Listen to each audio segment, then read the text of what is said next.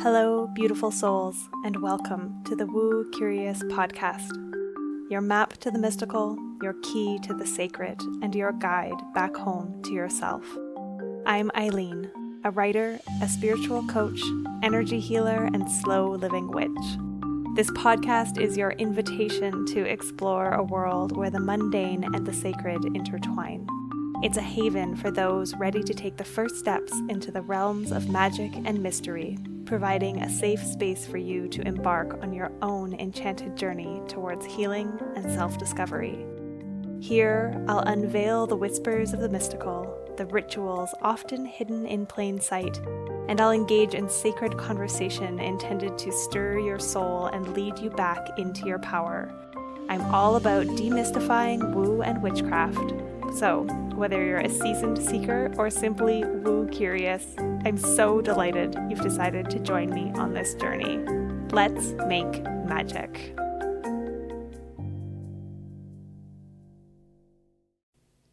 Hey Woo Crew, before we drop into today's episode, I just want to apologize for the audio quality. I forgot to double check that it was my podcast mic that I was recording with inside of Squadcast, which is where I do my recordings. And when I went to listen and edit this episode for you, I realized that my AirPods had been doing the microphoning and they don't do a very good job. I am leaving it as is because imperfection is just fine in this world, but it'll be back to your regular audio quality with next week's episode. Hello, and welcome back, Woo Crew, to another episode of the Woo Curious podcast. I am your host, Eileen, and today is a solo episode. Next week will be as well. Next week will be an episode touching on Imbolc, as Imbolc is fast approaching. And this week, I wanted to drop into the magic of the wild woman.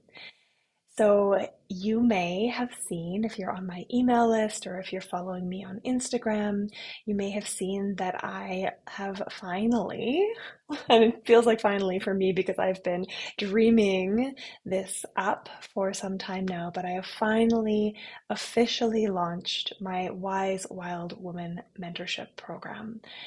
And this has been dreaming into being for at least since back in early May of this year, when I ran Unleash Your Inner Witch back in October of 2024. Oh yeah, I guess it's not this year anymore. May last year, when I ran Unleash Your Inner Witch back in October of 2024, I felt the pull, the call to create this space so strongly because of the magic and connection that was created between the women who said yes and stepped into that space to journey for a short 6 weeks with me and with each other. And so from that space, I had this dream of bringing in a seasonal, year-long space to indulge in teaching, in magic, in ritual, in ceremony, in connection, and in deep rest. So I'm going to be talking a little bit about why and what this space means to me, and perhaps a little bit about how I see it unfolding and unfurling. But first I wanted to read a passage. So I've been slowly working my way through Women Who Run with the Wolves, and a lot of what Clarissa Pinkola Estes writes about in this book is mirrored in If Women Rose Rooted. I think there's a lot of similar wisdom. They're both Jungian, foundational, like looking at archetypes and specifically using story as a way of understanding ourselves and the world better and our place in it. And most recently, I read chapter 9, which is called Homing, Returning to Oneself, which if you've been with me for very long, you'll likely have heard me say, come home to your body and the earth, come home to yourself. A journey home to yourself, which is exactly what I hope this space of the Wise Wild Woman Mentorship will be. At the beginning of this chapter, Clarissa has this beautiful passage about seasons, and I feel like it is so aligned with the magic that we tap into in this podcast, in the spaces that I hold, and that I am honored to be a part of. So I want to read it to you. Here we go. This is page 255, chapter 9 of Women Who Run with the Wolves. There is human time and there is wild time. When I was a child in the North Woods, before I learned there were 4 seasons to a year, I thought there were dozens. The time of nighttime thunderstorms, heat lightning time, bonfires in the woods time, blood on the snow time, the times of ice trees, bowing trees, crying trees, shimmering trees, breaded trees, waving at the tops only trees, and trees dropping their babies time. I loved the seasons of diamond snow, steaming snow, squeaking snow, and even dirty snow and stone snow, for these meant the time of flower blossoms on the river was coming. The seasons were like important and holy visitors, and each sent its harbingers. Pine cones open, pine cones closed. The smell of leaf rot, the smell of rain coming. Crackling hair, lank hair, bushy hair, doors loose, doors tight, doors that won't shut at all. Window panes covered with ice hair, window panes covered with wet petals, window panes covered with yellow pollen, window panes pecked with sap gum. And our own skin had its cycles too, parched, sweaty, gritty, sunburned, soft. The psyches and souls of women also have their own cycles and seasons of doing and solitude, running and straying, being involved and being removed, questing and resisting, creating and incubating, being of the world and returning to the soul place. When we are children and young girls, the instinctive nature notices all these phases and cycles. It hovers quite near us, and we are aware and active at various intervals as we see fit. Children are the wildest nature. And she carries on. I could keep reading. It's so beautiful. But this passage evoking the nuances within seasons really is part of what I am feeling into and rooting into more deeply in my own practice of noticing, of being in the moment in time that I am in.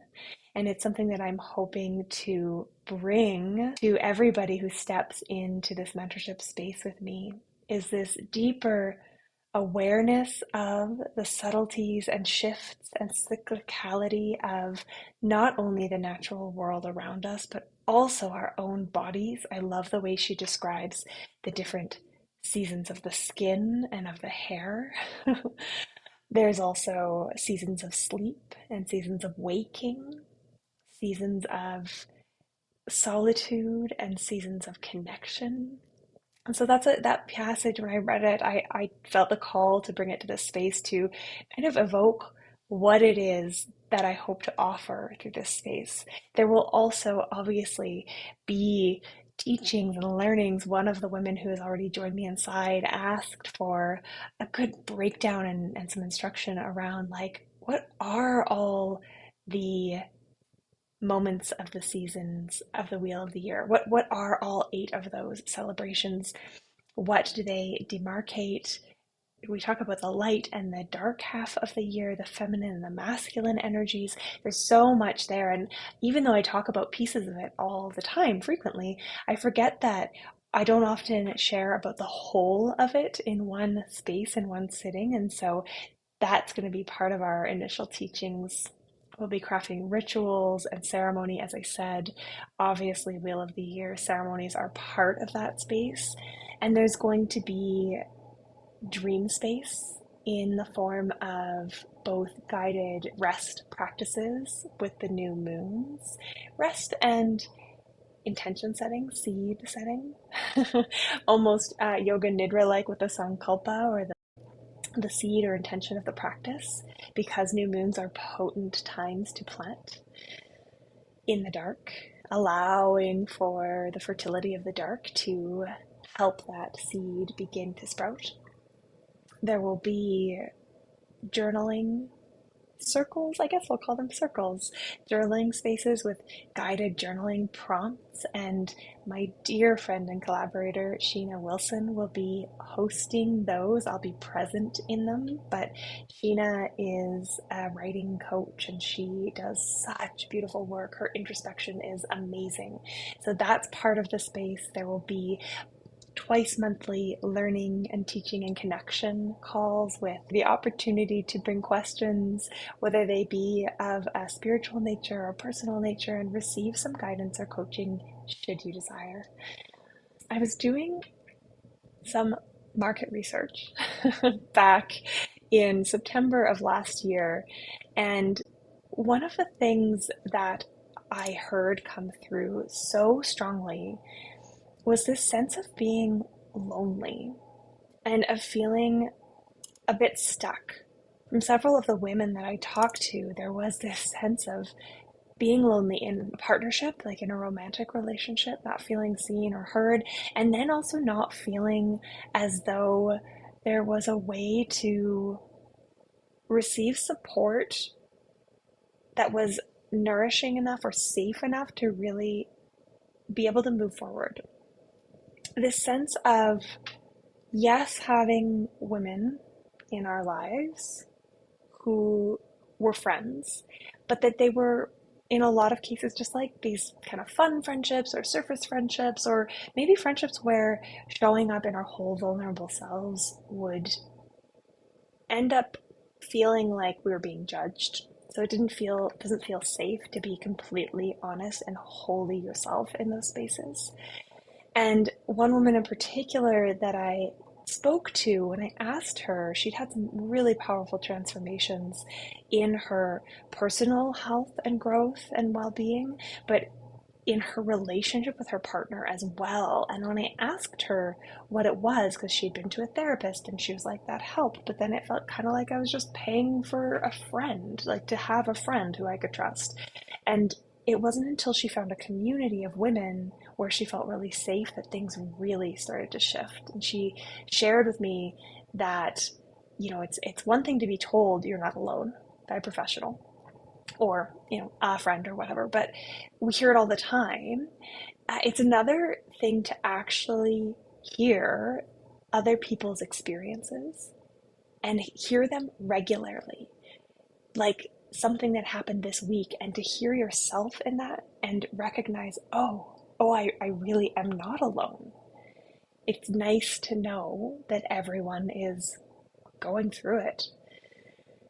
And so this is how the support of women in a completely safe, non-judgmental space can really ripple out into our lives. For this particular woman I spoke to, she shared that she wouldn't have had the courage to begin to open up in her marriage if she didn't have the support of the group. And it's not that they pushed her, it's that they were there to drop in, to hold that space, to validate, and to say, yeah, me too. I've been there too, right? Just receiving love instead of judgment. It's called the female friendship effect. It actually reduces cortisol, it increases our serotonin, our dopamine. It's this really beautiful thing that so many of us don't have ready access to. And so that's a really foundational part of what I witnessed in Unleash Your Inner Witch back in October that made me go, okay, now is the time. Now is the time to create a space of community and connection. And then to layer onto it the beautiful and gentle accountability to start to implement the boundaries, the communication, the practices that will actually allow you to reclaim your time, to re-enchant your world, to find the magic in the mundane and to create it for yourself and for everyone around you. And what I know to be true is that the more we can do this in our day-to-day lives, the less it feels like we just want to run away from it all.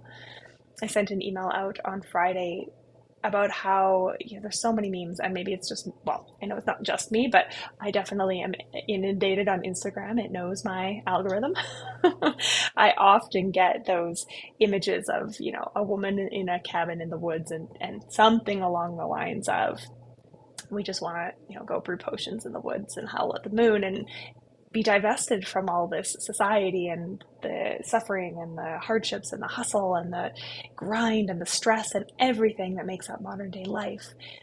But the reality is, for most of us, it's entirely unrealistic to do that. We can't just abandon our homes and our jobs and our friends and our family, our children, our pets, our husbands. We can't just say, fuck it, I'm going to the woods. It doesn't work like that. And so how do we create what it is in that scenario that we're longing for here? How do we find stillness and presence and simplicity and rest and space to be in our creative selves and a connection to our body and her incredible wisdom? And so that's what this space is. That's what the Wise Wild Woman Mentorship program is here for.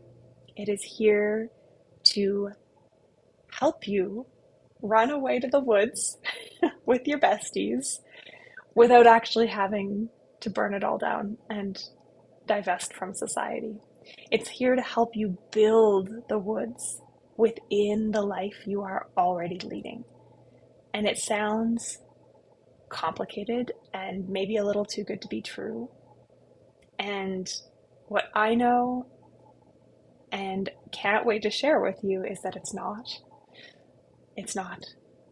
It doesn't have to be complicated, but it's not easy either. And that's why I've created this space for us to do this journey together. Okay, that's what I wanted to share as we approach Imbolc and the beautiful beginning of the season of spring in the Celtic calendar, winter spring, more accurately here where I'm recording from. As you listen, if you're listening on Monday, it is my 40th birthday on Tuesday the 21st, and I am so excited. As I sit here recording, I can see the silver twinkling in my bangs, and I've really loved watching that gray come in and embrace each thread of cronehood as it weaves itself into my hair. And I'm so excited to see where the next 40 years are going to take me. So wishing you all a very beautiful beginning of Aquarius season, a very peaceful and restful second last week of January. We are still in the deep dark, my friends. We are still in the winter. Please continue to rest and take care of yourself. And if you have any questions at all about the Wise Wild Woman Mentorship program, if it feels like it's calling you, please just reach out. Find me over on Instagram at I am Eileen March, or shoot me an email, eileen@myluminouslife.ca. You'll need to reach out. I don't have a landing page for this program because I'm taking my own medicine, and building a whole huge techie landing page really felt out of alignment in this season, and a Google Doc with all the deets is all we need. And so I've got that to share with you. If you're curious to see it, 110% no pressure. If you just want to peek at it and think about it for future, or you're just curious to know what's in there but don't want to feel pressured, there's no pressure here. Please reach out if you're interested in learning more details. Okay, that's all for today. Let me know in the comments. If you're watching on YouTube, give me a thumbs up, follow, subscribe, like, all those things. If you're listening on Spotify or Apple, if you can rate and review, it helps ever so much to get this podcast discovered by more beautiful souled witchy women like yourself. See you back here next week for Imbolc. Bye for now.